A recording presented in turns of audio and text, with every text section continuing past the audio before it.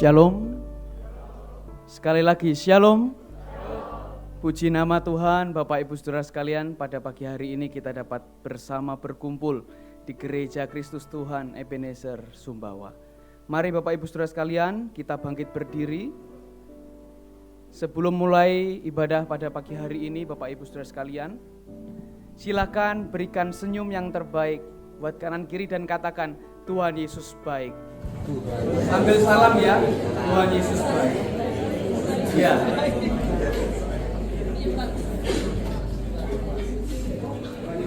Tuhan Yesus baik. Mari Bapak Ibu Saudara sekalian, kita mempersiapkan diri kita untuk datang kepada Tuhan. Marilah kita menghadap Allah dengan hati yang tulus dan ikhlas dan memiliki keyakinan iman yang teguh. Datang ke hadapannya dengan sukacita, merayakan karya Allah di dalam gerejanya. Mari kita bersama menyiapkan diri kita untuk bersama-sama datang menyembah Tuhan. Kita persiapkan hati kita mengambil waktu teduh sejenak.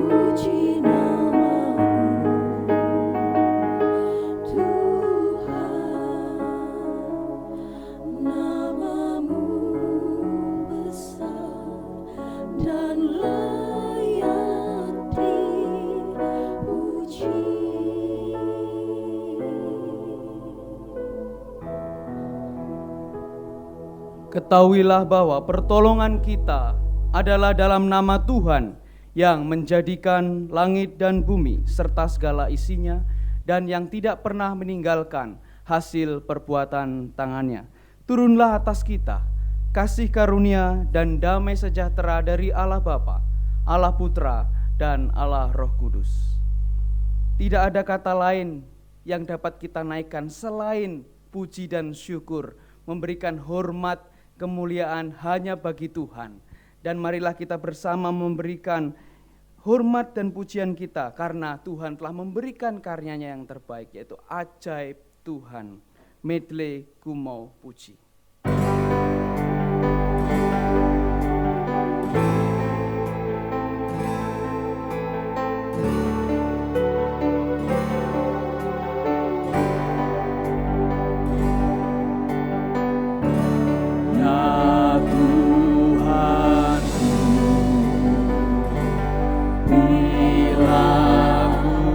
Ingat akan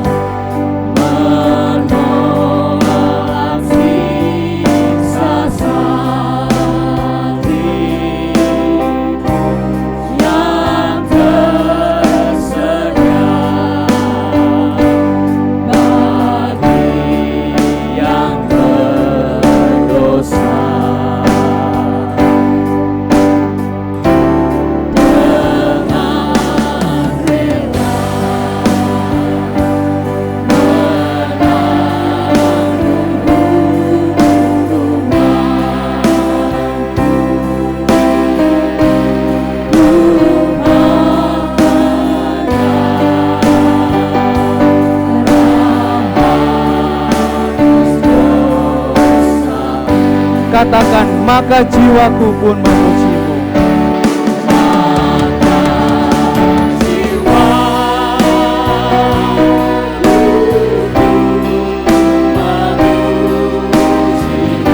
Sungguh besar Kau Allahku.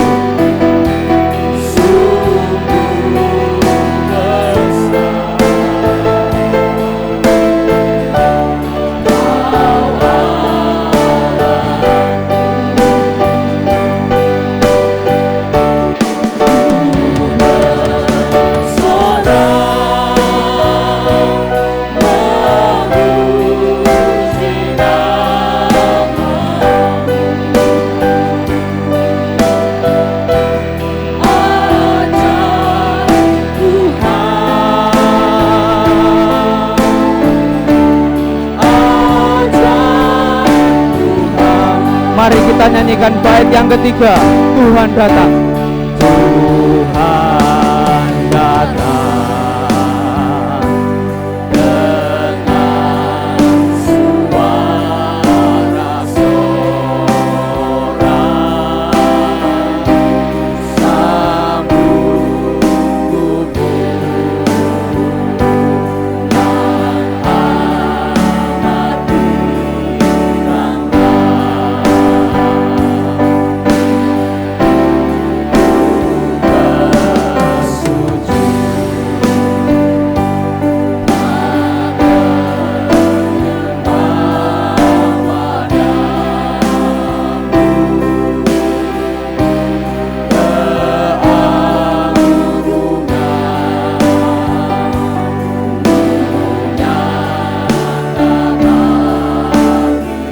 maka jiwaku memuji nama.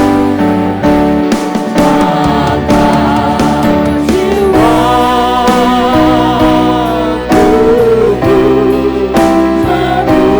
memuji, sungguh besar, sungguh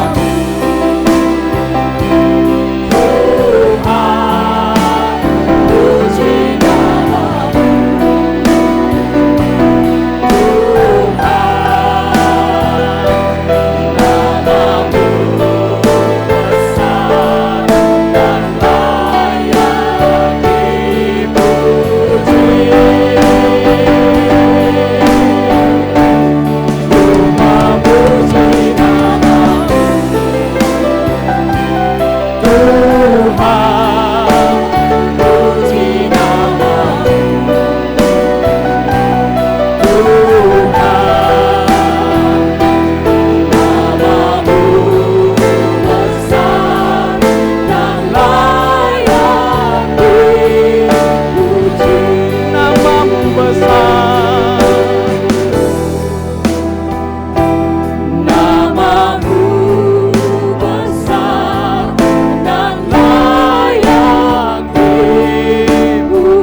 Sekali lagi katakan, namamu besar dan layak dipuji.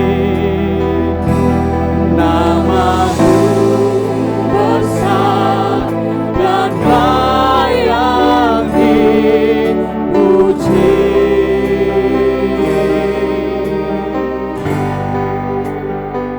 Muliakanlah Tuhan bersama-sama dengan aku. Marilah kita bersama-sama memasyurkan namanya. Mazmur 34 ayat yang keempat. Bapak Ibu dipersilakan untuk duduk. Darah Kristus telah tercurah buat setiap kita. Dia sanggup memulihkan kita. Darah Yesus siap dan sudah menyucikan setiap kita. Oleh sebab itu, mari Bapak Ibu Saudara sekalian, kita bersama-sama sebelum menaikkan pengakuan dosa, kita menyanyikan pujian Tercurahlah Darah Kristus, PPR nomor 62.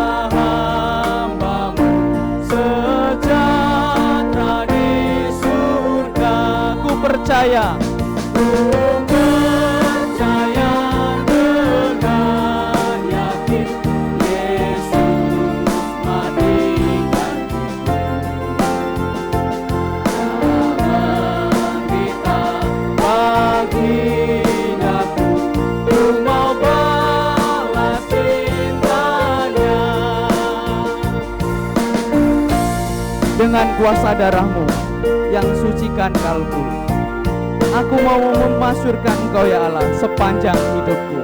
Mari bait yang ketiga. Dengan kuasa darah-Mu yang sucikan kalbu, masyurkan kasih-Mu sepanjang hidupku.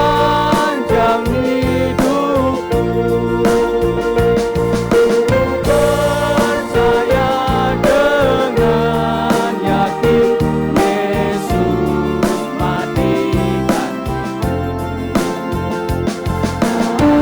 menderita bagi daku. Ku mau balas cintanya. Ku percaya dengan yakin Yesus matikan,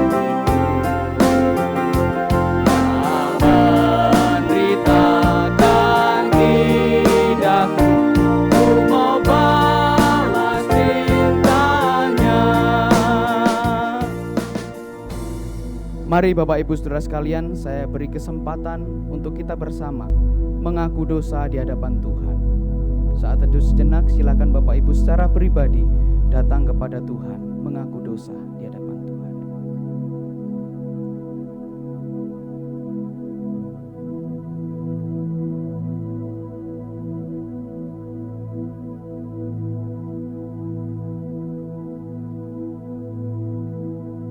Bapa kami yang ada di dalam kerajaan surga,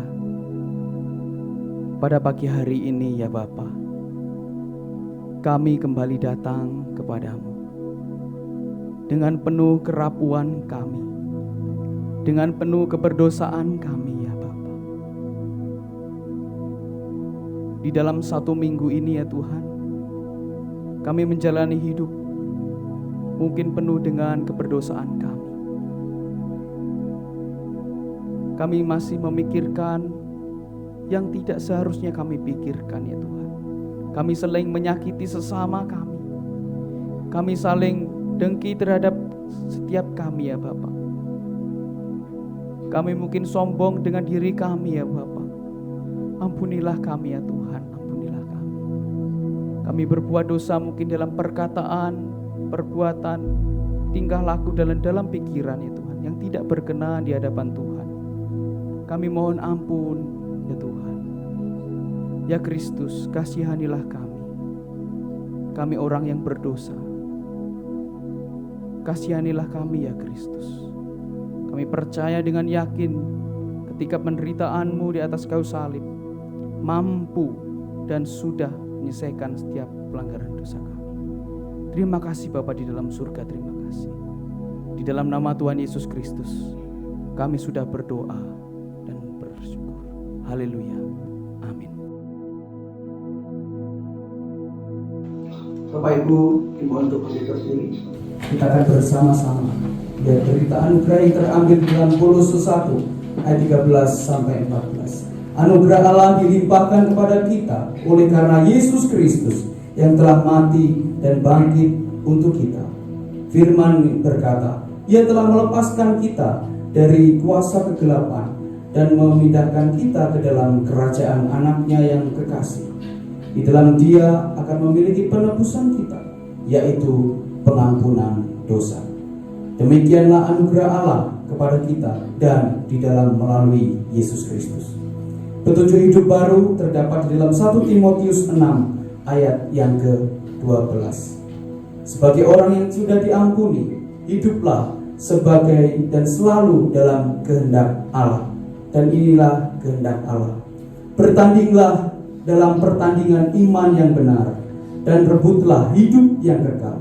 Untuk itulah engkau telah dipanggil dan telah engkau ikrarkan ikrar yang benar di depan banyak saksi. Silakan Bapak Ibu untuk duduk kembali. Pujian yang akan kita nyanyikan selanjutnya adalah berjudul Apalah Arti Ibadahmu. Ketika kita beribadah kepada Tuhan, maka kita masih ada dengki, iri kepada sesama kita, itu tidak ada artinya. Karena ibadah yang sejati adalah mengasihi sesama. Ibadah yang sejati adalah berkenan bagi Tuhan, adalah tulus ikhlas mengasihi sesama setiap kita. Mari kita bersama-sama memujikan Apalah Arti Ibadahmu, PKJ nomor 264.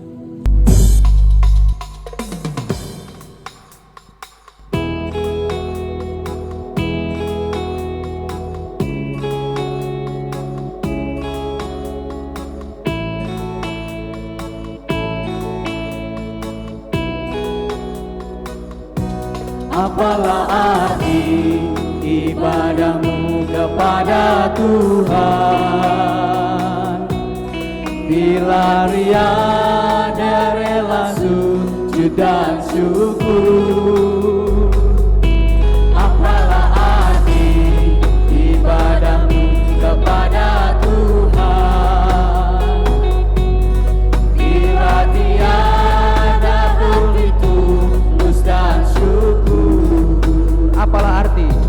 Apalah arti ibadahmu kepada Tuhan, bila tiada rela sujud dan syukur.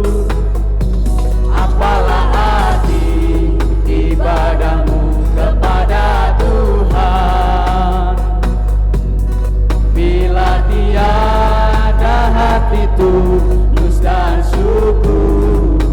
Ibadah sejati, ibadah sejati jadikanlah persembahan. Ibadah sejati kasihilah sesamamu. Ibadah sejati yang berkenan bagi Tuhan, jujur dan tulus, ibadah murni bagi Tuhan. Marilah ikut melayani orang berkeluh. Bapak Ibu saya undang untuk bangkit berdiri. Agar iman tetap kuat serta teguh. Itulah tugas pelayanan juga panggilan. Persembahan yang berkenan bagi Tuhan. Ibadah sejati, ibadah sejati jadikanlah persembahan. Ibadah sejati kasihilah sesamamu. Ibadah sejati yang berkenan bagi Tuhan, jujur dan tulus, ibadah murni bagi Tuhan. Sekali lagi ibadah sejati, ibadah sejati jadikanlah persembahan. Ibadah sejati kasih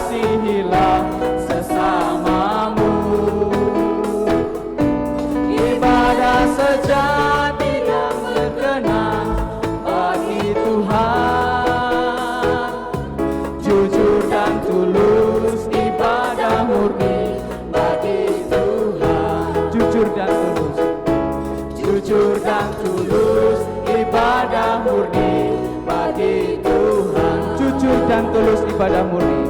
Jujur dan tulus ibadah murni bagi Tuhan.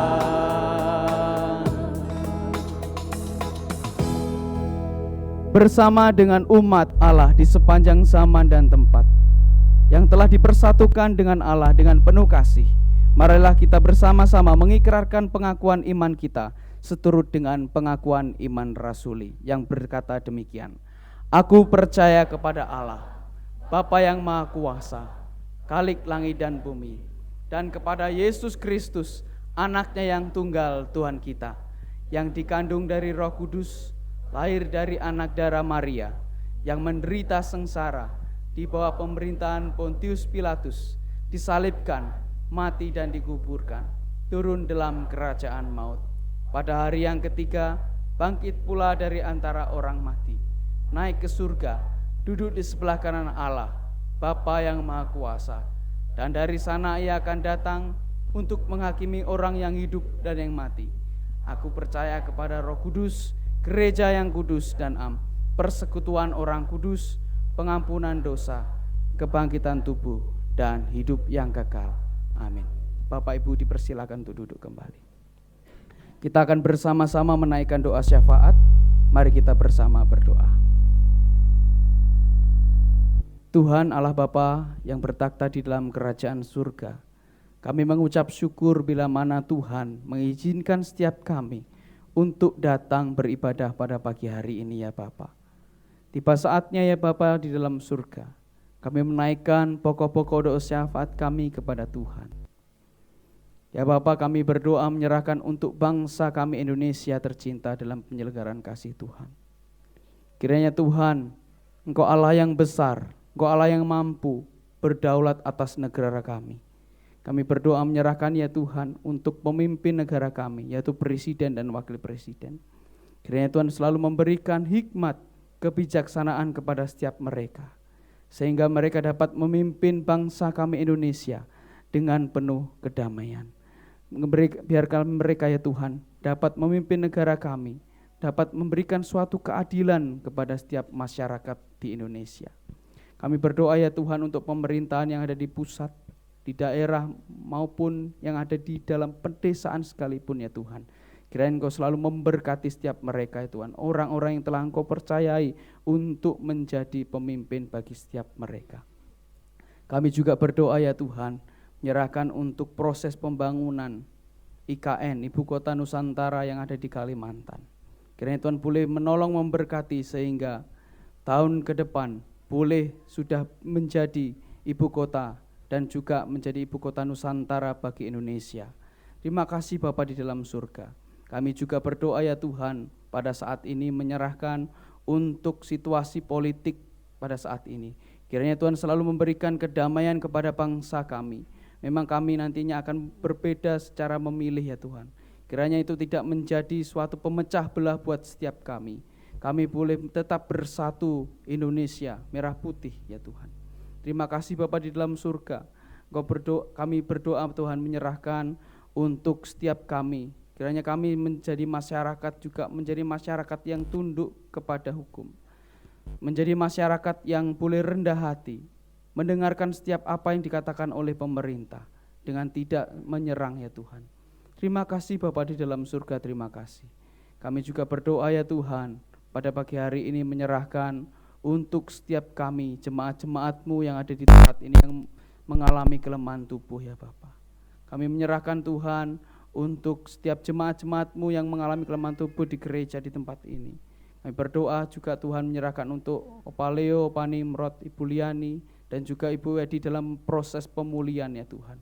Kiranya Tuhan boleh menolong memberkati ya Tuhan untuk kepada setiap saudara-saudara kami yang mengalami kelemahan tubuh.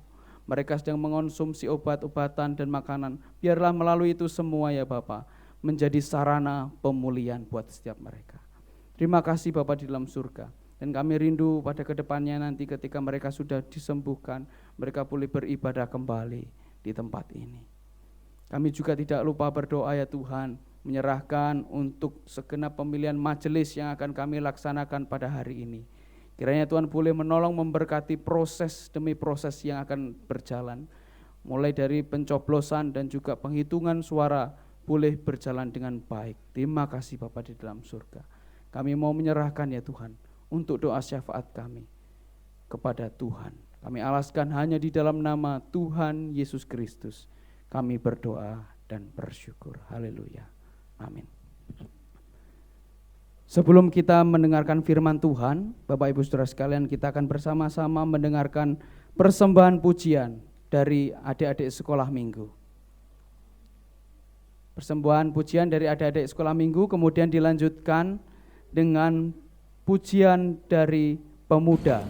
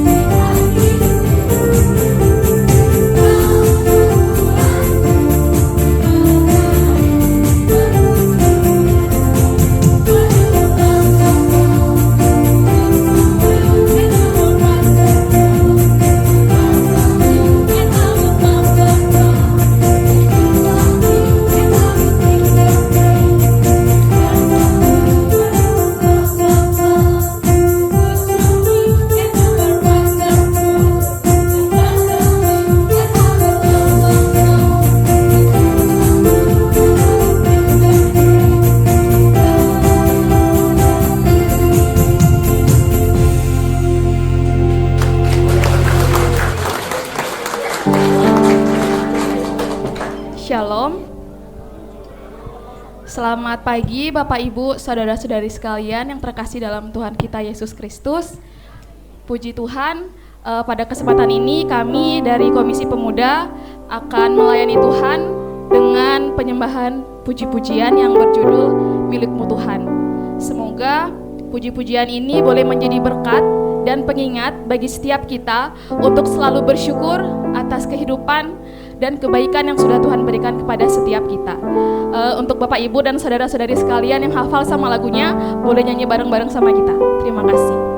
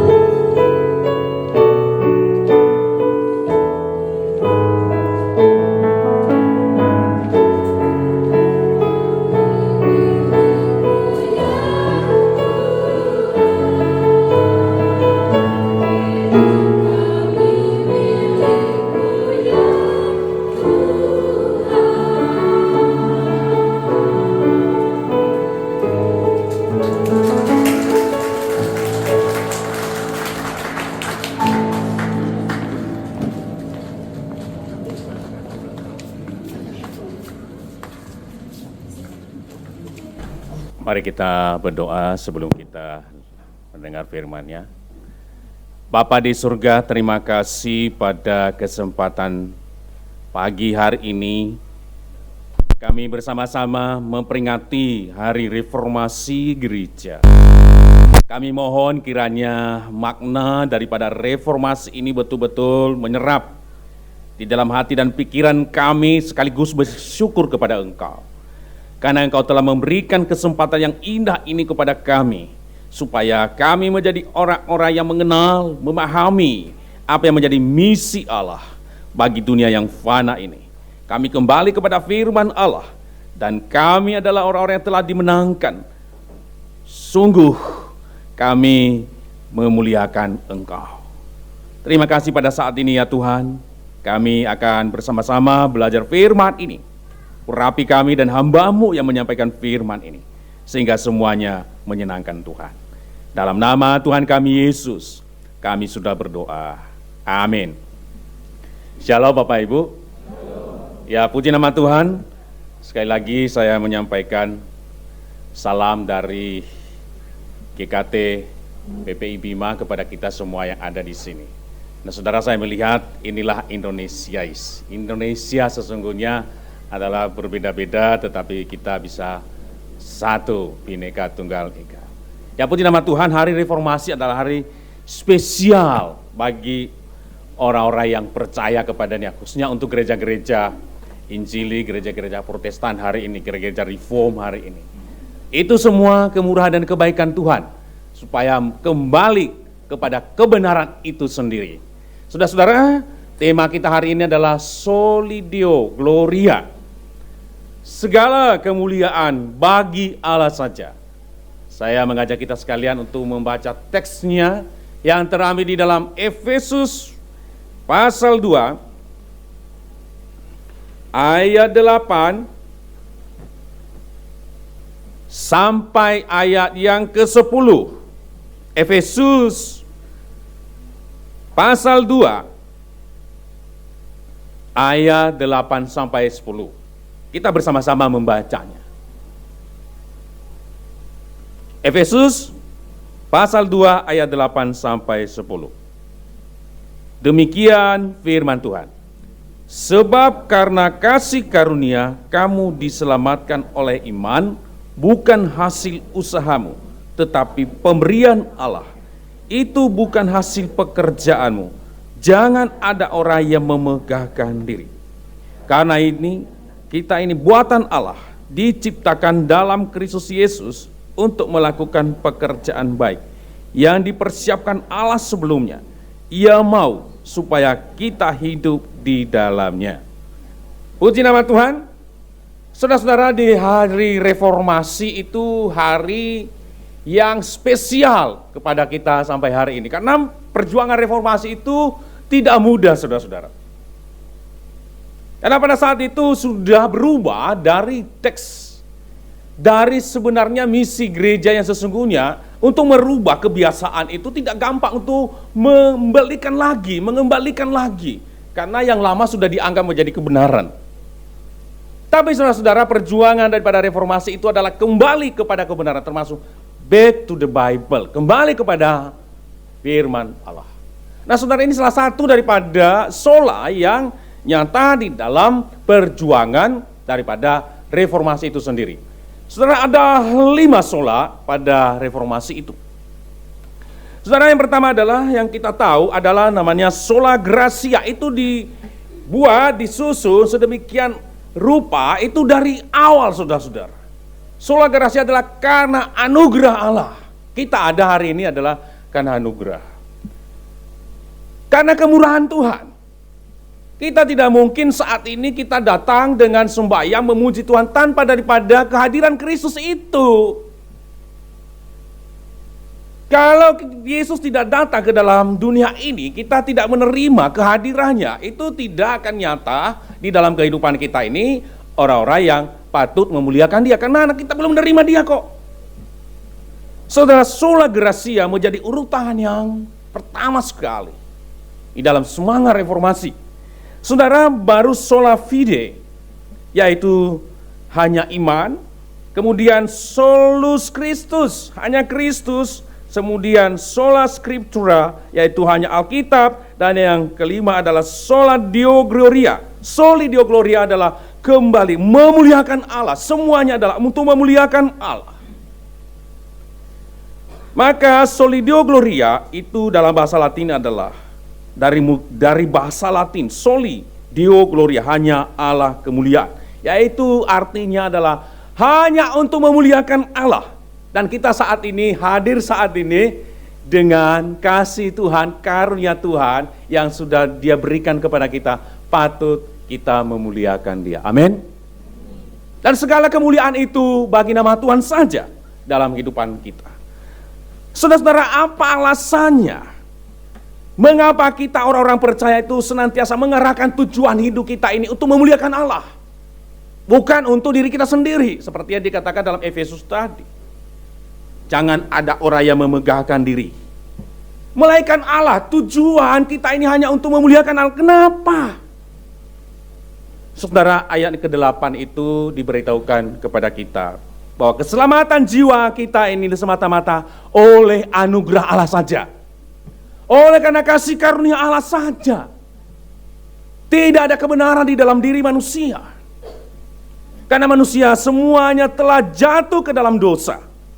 Oleh karena itu hanya karena kasih karunia saja manusia itu boleh mengalami yang namanya kemenangan, bahkan arti di dalam kehidupan mereka. Tanpa itu semuanya mengalami yang namanya kebinasaan. Semuanya telah terhimpit di dalam dosa, telah ditunggu bahwa dia akan dihakimi semuanya sesuai dengan perbuatannya. Tetapi kita orang-orang percaya bersyukur karena kasih karunia kamu diselamatkan. Kita diselamatkan karena kasih karunia.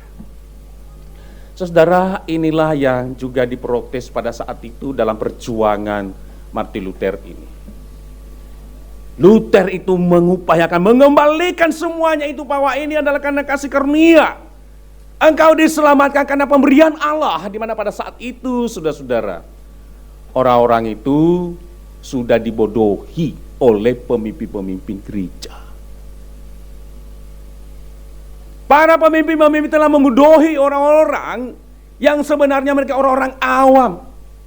Hanya untuk karena kepentingan, saudara. Dia kembalikan semuanya itu, bahwa keselamatan itu hanya karena kasih karunia Tuhan. Pemberian Allah sendiri. Ibarat hadiah, saudara-saudara, biar kado. Kalau kita ini diberikan kado, hadiah, apakah kita membelinya, membayarnya? Tidak. Karena hadiah, pemberian. Tidak ada usaha kita untuk mendapatkannya, melainkan Tuhan yang memberi ini. Tapi saudara, meskipun itu pemberian, pun juga dibutuhkan yang namanya diri kita untuk menerimanya. Butuh hati yang menerima. Kalau nggak ada respon untuk menerima, itu tidak akan tercapai juga dalam kehidupan kita ini. Saudara, pada umumnya kita ini orang berdosa, telah kehilangan kemuliaan, tidak layak menerima hadiah itu. Tetapi kenapa Tuhan memberi? Itu adalah kasih. Kasihnya yang sangat amat besar yang diberikan kepada kita, dan itu disebut adalah anugerahnya. Saudara, sementara tuntutannya adalah harus sempurna. Siapa yang sempurna? Enggak ada yang sempurna di bumi ini. Semuanya berdosa, karena firman Allah berkata kepada kita, karena itu haruslah kamu sempurna sama seperti Bapamu di surga adalah sempurna. Padahal kita semuanya orang berdosa. Enggak ada yang layak, enggak ada yang sempurna. Oleh karena itu kita ini orang-orang yang berdosa ini membutuhkan yang namanya kasih karunia Allah itu sendiri. Kita membutuhkan daripada keselamatan hanya di dalam Yesus itu sendiri yang hadir kepada kita. Bukan saudara-saudara menunggu, dia menunggu kita, bukan, dia hadir, dan itu yang disebut hadiah hidup kekal. Saudaraku yang terkasih dalam Tuhan, kita bersyukur karena kita hari ini adalah orang percaya. Amin. Kita sudah menerima keselamatan, dan semua orang di bumi ini membutuhkan keselamatan. Makanya orang-orang itu berupaya memberikan amal sebanyak-banyaknya, memberikan hidupnya bahkan rajin untuk beribadah. Tetapi kita sebagai orang percaya, bukan karena itu kita diselamatkan. Walaupun kita membutuhkan juru selamat, membutuhkan keselamatan, tetapi bukan karena amal kita itu, melainkan Kristus memberikan secara cuma-cuma kepada kita, hadiah. Orang-orang percaya kan menerima Dia kan sebagai Tuhan dan Juru Selamat. Dia ada di dalam kita dan kita sudah dipastikan selamat di dalam Dia. Dalam Yohanes 14 ayat 6 itu, Yesus adalah jalan satu-satunya yang menyelamatkan, karena Ia adalah Juru Selamat dunia yang telah hadir dan telah datang, dan kita telah menerima Dia. Dan di dalam Dia kita menerima anugerah keselamatan itu sekarang ini. Dan ini dikembalikan oleh Luther, saudara-saudara, dari pemahaman semacam dia kembalikan, dia protes gereja-gereja pada saat itu. Karena gereja-gereja pada saat itu sudah membalikan fakta semuanya, kebenaran firman sudah dibalikan, bahwa kalau kamu selamat, engkau harus bayar dengan menjual surat indulgensi pada saat itu, yaitu surat penghapus dosa. Diperjualbelikan. Orang yang mampu membelinya, dia akan masuk surga. Orang yang beramal banyak akan masuk surga. Seperti modelnya seperti itu. Orang-orang yang gak mampu beramal, orang-orang yang tidak mampu membeli surat itu, mereka akan masuk neraka. Itu yang ditawarkan oleh pemimpin-pemimpin gereja. Siapa yang diuntungkan? Yaitu orang-orang pemimpin-pemimpin itu. Paus pada waktu itu setara dengan Alkitab. Apa katanya Paus? Makanya pada waktu itu pemimpin gereja itu memanfaatkan kesempatan itu memperkaya diri, menjual surat. Semua orang yang gak mampu ya semakin terpojokan dan semakin terseret di dalam kehidupan yang tidak dihormati. Saudara-saudaraku yang terkasih dalam Tuhan, ini tidak sadar karena kekuasaan yang digunakan. Fatwa daripada para pemimpin-pemimpin besar memanfaatkan kekuasaan mereka untuk kepentingan pribadi. Pada firman Allah berkata, jangan ada yang memegahkan diri, melainkan Allah saja. Dan Luther itu memprotes itu, dan dia siap untuk menghadapi apapun demi supaya kembali kepada kebenaran firman Allah. Luther diperhadapkan dengan satu momen yang tidak mudah, saudara-saudara, dengan membuat 95 dalil itu. Protesnya itu dia nyatakan itu, dia tulis dengan tulisan-tulisan besar, saudara-saudara. Dan dia intinya adalah sola yang kita baca tadi, bahwa hanya karena anugerah Allah saja kita dapat diselamatkan. Bukan karena kita membeli, bukan karena amal kita, bukan karena fatwa daripada pembesar-pembesar, pemimpin-pemimpin besar. Kalau waktu itu kan pemerintah sudah dikuasai oleh para pemimpin-pemimpin gereja. Nah, saudara, semuanya menjadi kepentingan pribadi, itu harus diselesaikan. Dan kita bersyukur saat ini kita kembali kepada anugerah Allah itu sendiri. Amin. Bapak Ibu yang terkasih dalam Tuhan, maka pada prinsipnya ketika kita sudah kembali pada jalan yang benar, bahwa keselamatan karena anugerah Allah saja, maka kita akan menjadi pribadi yang mampu memuliakan Tuhan dalam kehidupan kita. Menjadi pribadi yang rendah hati untuk memuliakan Allah. Beda dengan para pemimpin gereja waktu itu, sulit menjadi orang yang rendah hati. Mereka sudah di atasnya semuanya, yang berkuasa. Apa katanya mereka? Tapi dengan protesnya Luther itu, walaupun dia dipenjara beberapa kali, dipanggil, saudara, dia siap mati dan dia menjadikan semua, meluruskan semua sesuai dengan apa yang dikehendaki oleh firman Tuhan. Menjadi pribadi yang rendah hati untuk memuliakan Allah.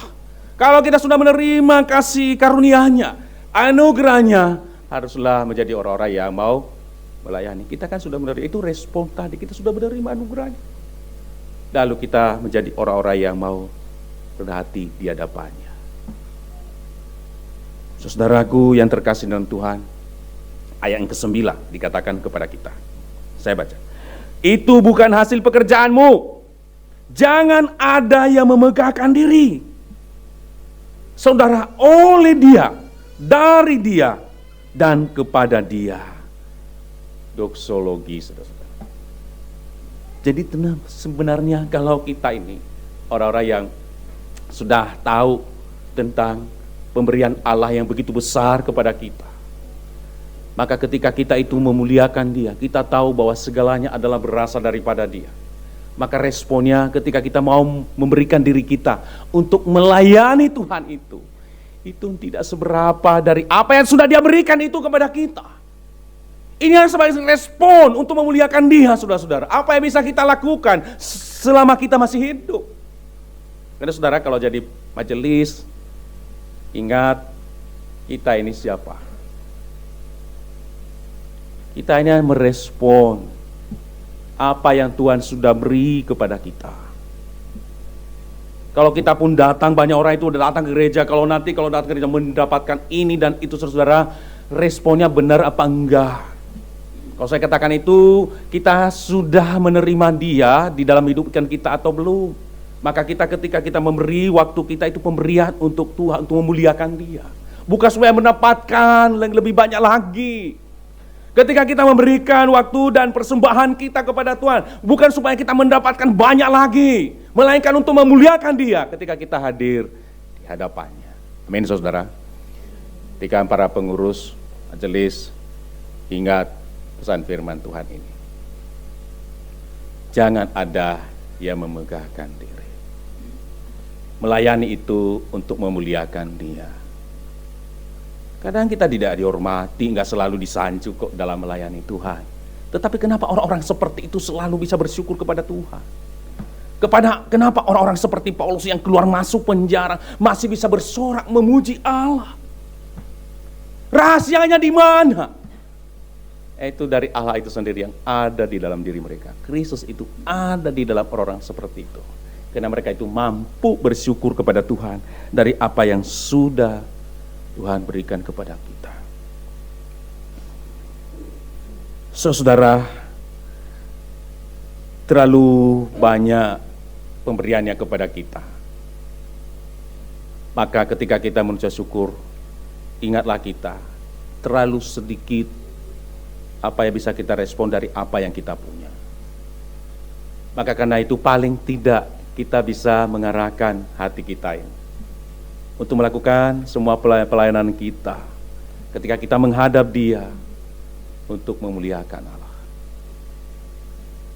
Saudara-saudaraku yang terkasih dalam Tuhan, tujuan utama hidup adalah untuk memuliakan Allah. Dalam 1 Korintus 6 ayat 20, kamu telah dibeli dan harganya telah lunas dibayar. Ingat saudara, kita sudah dibayar hutang dosa kita, itu kasih karunia.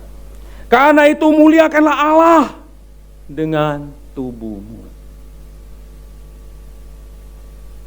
Saudara, memuliakan Allah itu banyak cara, termasuk dari adik-adik kita tadi. Ketika mereka memuji Tuhan, mulai dari anak-anak kecil sudah bisa memuji, memuliakan Tuhan. Dari apa yang mereka bisa.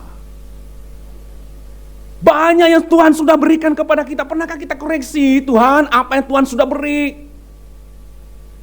Yang bisa saya lakukan, talenta apa yang saya punya? Kemampuan apa yang saya punya untuk bisa memuliakan Engkau? Saudara, inilah respon.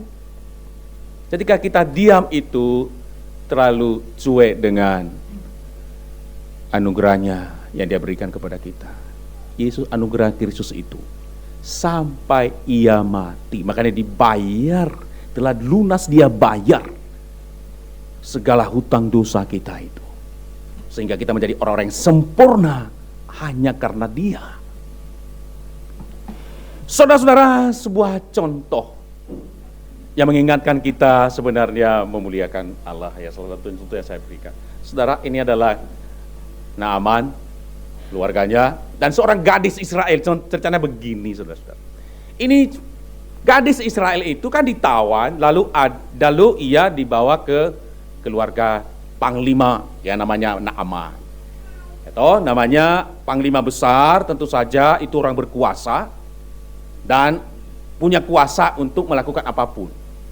Ada gadis Israel yang ditawan ini dan dia sebagai pelayan daripada nyonya panglima ini.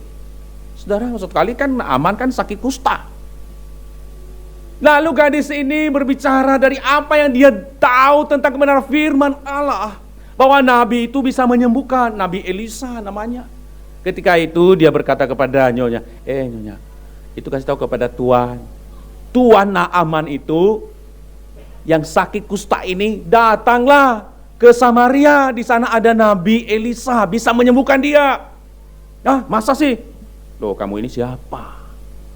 Iya, saya yakin dia bisa sembuh ketika bertemu dengan Nabi Elisa. Ini keyakinan saudara, anak ya. Jangan kita anggap anak itu ketika punya keyakinan bisa luar biasa dipakai Tuhan. Ini ada perkataan ini, seorang Naaman yang berkuasa, nurut apa enggak? Nurut saudara. Ketika dia datang, lalu dia meminta surat Raja Aram dan bertemu dengan Raja Israel. Ini Raja Israel ketika dia melihat surat, marahlah dia, ini mencari masalah.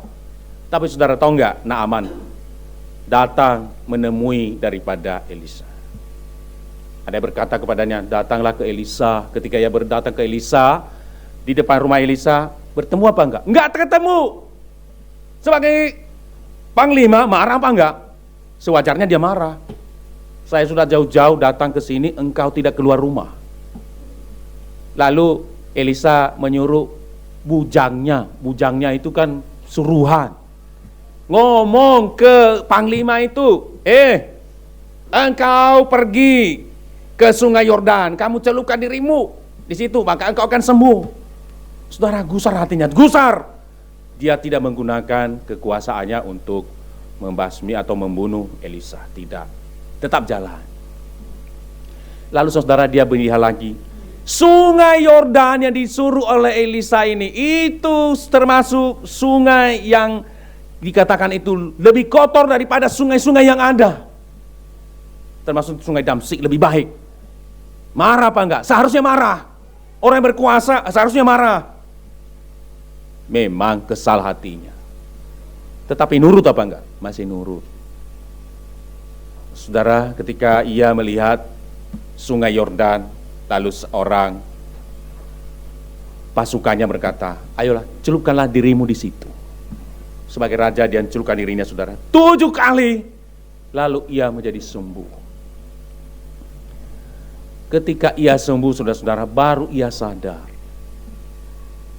Baru ia tahu bahwa seluruh negeri tidak ada Allah selain daripada Allah Israel. Saudaraku yang terkasih dalam Tuhan, tahu enggak sebelumnya? Dia ini hanya orang yang disuruh. Tapi ketika ia mengalami namanya kesembuhan, baru tahu bahwa di Israel adalah Allah yang maha besar dan dahsyat. Kadang-kadang kita ini menggunakan kekuasaan kita tidak mau nurut. Tapi Naaman itu masih bisa nurut. Banyak yang kita punya, harta kita entah itu. Tapi kalau kita masih nurut sama firman Tuhan, itu masih punya kesempatan kepada kita untuk mengalami pemulihan daripada Tuhan. Amin. Naaman itu ketika ia masih nurut, masih ia mengalami kebaikan Tuhan dan melihat kemuliaan Tuhan. Dan pada saat itulah ia berkata, tidak ada Allah yang lain kecuali Allah Israel.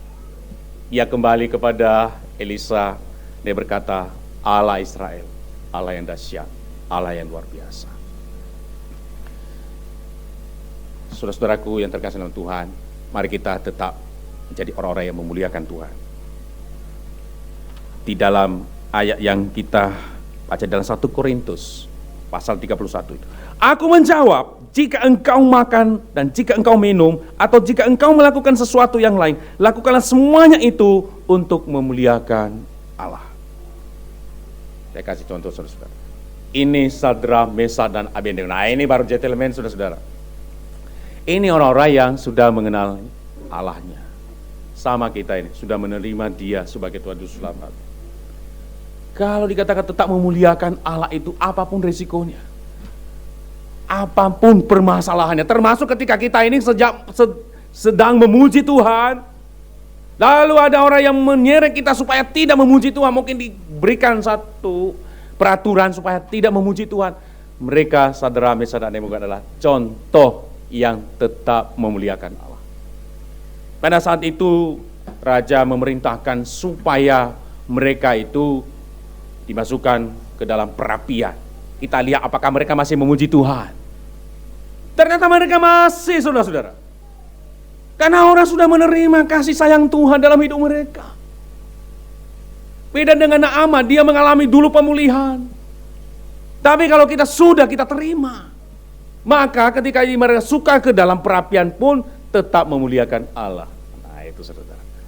Nah kita ini kan, ketika ada gejolak sedikit, orang itu kalau lihat uang saja bisa berubah pikiran kok. Jangan-jangan perapian, uang saja bisa berubah pikiran. Diiming-iming harta saja sudah berubah pikiran kok. Tapi saudara, kalau yang betul-betul mantap di dalam Yesus, melihat kasih Kristus yang begitu besar, dia tidak akan goyah. Dan inilah yang dikatakan bahwa orang-orang seperti itu tetap memuliakan Allah. Itulah yang dinyatakan oleh Paulus kepada kita. Ketika ia hidup, dia berkata, kalau aku hidup adalah bagi Kristus. Kalau mati adalah keuntungan. Selagi masih hidup untuk Kristus. Tetap menjalankan semua apa yang menjadi tugas-tugas tanggung jawabnya yang dipercayakan Tuhan kepada dia. Semua untuk memuliakan Allah. Saudara, apapun yang Tuhan titipkan kepada kita hari ini. Banyak titipan Tuhan yang sudah berikan kepada kita. Entah itu titipan talenta, titipan kasih karunia yang Tuhan sudah berikan kepada kita. Titipan kemampuan-kemampuan yang kita miliki hari ini. Gunakanlah semuanya itu untuk memuliakan Tuhan. Demikian juga untuk para pengurus-pengurus, para majelis-majelis yang terpilih nanti. Ingat, lakukanlah semua itu untuk memuliakan Tuhan. Perapian mungkin ada, bayangan-bayangan itu mungkin hangat, mungkin panas, kadang juga mungkin terlalu dingin. Saudara, hadapilah semua itu dengan fokus untuk memuliakan Allah. Maka yang terakhir, saudara, sebagai penutup bagi kita, jadilah jemaat-jemaat Tuhan yang telah menerima kasih karunia anugerah itu. Maka saudara akan mampu menjadi jemaat-jemaat, umat yang selalu memuliakan namanya. Mari kita berdoa.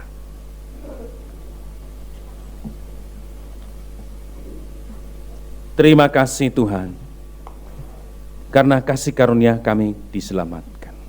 Maka tidak ada alasan bagi kami untuk tidak memuliakan Engkau. Soli Deo Gloria ini menjadi tujuan dalam setiap apa yang hendak kami kerjakan, bahkan dalam setiap apa yang hendak kami rancang. Pimpinlah kami semua supaya menjadi jemaat-jemaat yang selalu memuliakan Engkau. Pimpinlah kami semua, para majelis-majelis, calon majelis yang ada, dan juga seluruh jemaat-jemaat-Mu, pada jemaat-jemaat yang dipakai oleh Tuhan untuk memuliakan Engkau. Kami tidak kembali kepada hidup lama kami, tapi kami melihat panggilan Tuhan yang indah, supaya kami tetap menjadi jemaat-jemaat yang menyenangkan Tuhan. Terima kasih pada saat ini, terpujilah nama-Mu, dalam nama Yesus kami sudah berdoa. Amin. Kehadiran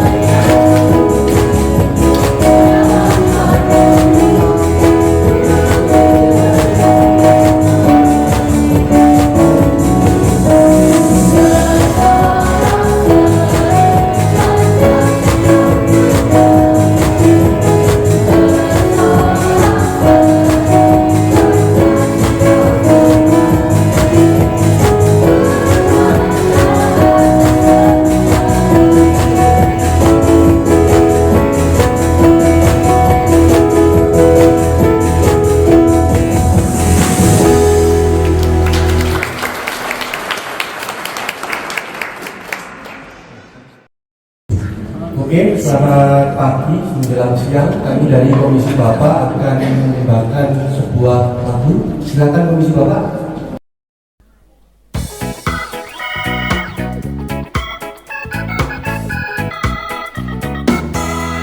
Bersorak-soraklah bagi Tuhan seluruh bumi. Beribadahlah kepada Tuhan dengan sukacita. Oh yeah. Dengan sorak-sorak ketahuilah bahwa Tuhan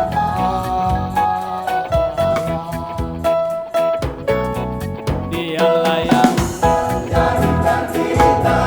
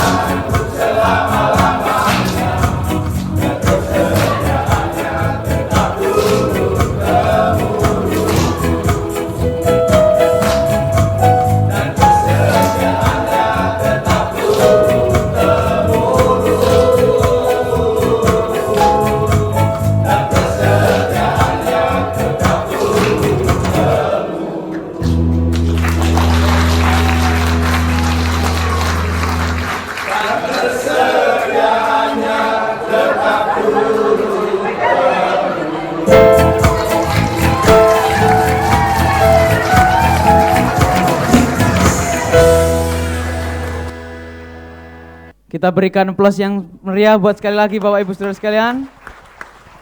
Ya. Sungguh luar biasa penampilan dari Bapak-bapak ya, membuat kita terhibur pada pagi hari ini. Tiba saatnya Bapak Ibu Saudara sekalian, kita akan membacakan Katekismus Heidelberg. Kita bangkit berdiri, kita akan membacakan Katekismus Heidelberg minggu yang ke-44. Saya P, Bapak Ibu Saudara Jemaat J. Apakah yang dituntut firman yang ke-10 dari kita? Bahwa di dalam hati kita tidak boleh timbul pikiran ataupun keinginan sedikit pun yang bertentangan dengan salah satu dari firman Allah. Tetapi dengan segenap hati kita harus selalu membenci dosa dan ingin melakukan segala sesuatu yang benar. Tetapi dapatkah mereka yang sudah bertobat kepada Allah menaati semua firman ini dengan sempurna? Bahkan orang yang paling suci sekalipun selama hidup di dunia ini, ketaatannya baru pada taraf bibit yang kecil saja. Tetapi sedemikian rupa sehingga dengan niat yang sungguh-sungguh mereka sudah mulai menuruti firman Allah, bukan hanya sebagian saja, melainkan semuanya. Kalau begitu, mengapa Allah menyuruh kita mengajarkan 10 firman itu dengan tegas? Kalau tidak seorang pun sanggup melakukannya dalam hidup ini? Pertama, supaya selama hidup kita makin lama makin mengenal tabiat kita yang berdosa dan bertambah ingin mencari pengampunan dosa dan kebenaran pada Kristus. Kedua, supaya dengan tak henti-hentinya kita mohon kepada Allah agar diberinya karunia Roh Kudus, supaya kita makin diperbaharui menurut teladan Allah, sampai kelak sesudah hidup ini kita mencapai kesempurnaan yang telah dijanjikan. Bapak Ibu dipersilakan duduk kembali. Kita akan bersama-sama memberikan persembahan kepada Tuhan. Bagi yang bertugas dipersilakan. Kita akan bersama-sama memberikan persembahan dengan diiringi satu pujian, bertumbuh dalam kasih.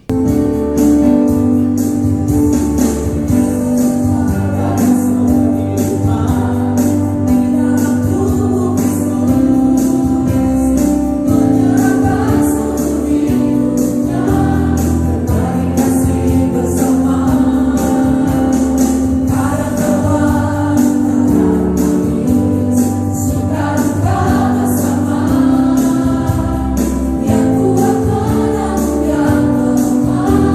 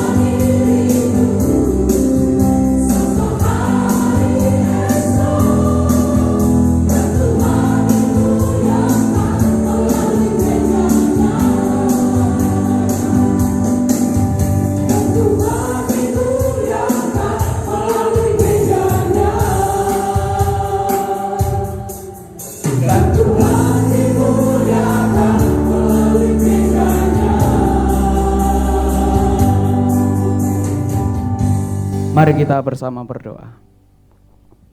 Bapa di dalam surga, kami kembali datang kepadamu. Kami berlimpah dengan syukur oleh sebab kasih karunia yang telah Engkau berikan kepada kami.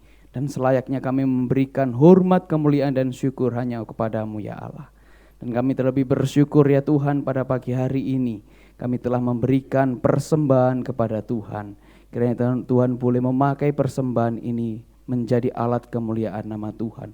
Tuhan boleh sucikan, kuduskan, sehingga menjadi alat kemuliaan nama Tuhan. Demi nama Yesus Kristus kami telah berdoa. Amin. Mari Bapak Ibu Saudara sekalian, kita bersama-sama bangkit berdiri. Kita mengakhiri ibadah kita. Segala kemuliaan dan hormat kita panjatkan kepada Allah. Doksologi, doa berkat oleh Pendeta Egi.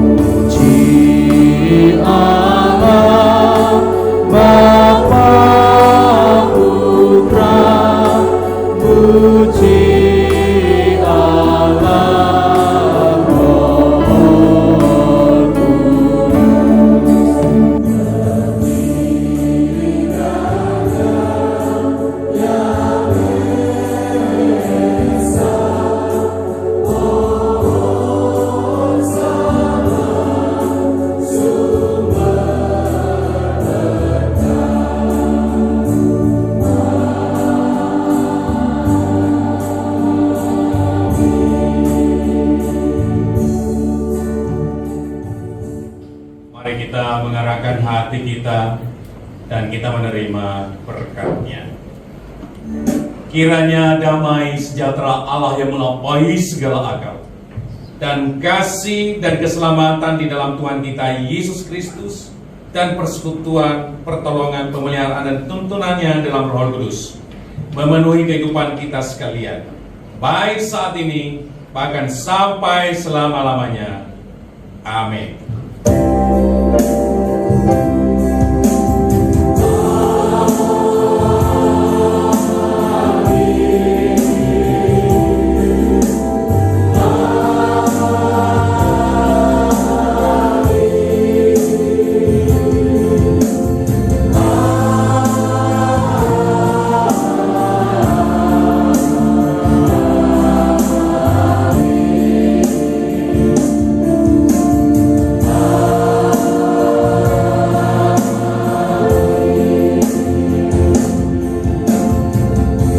Jemaat dipersilakan duduk untuk mengambil waktu sejenak.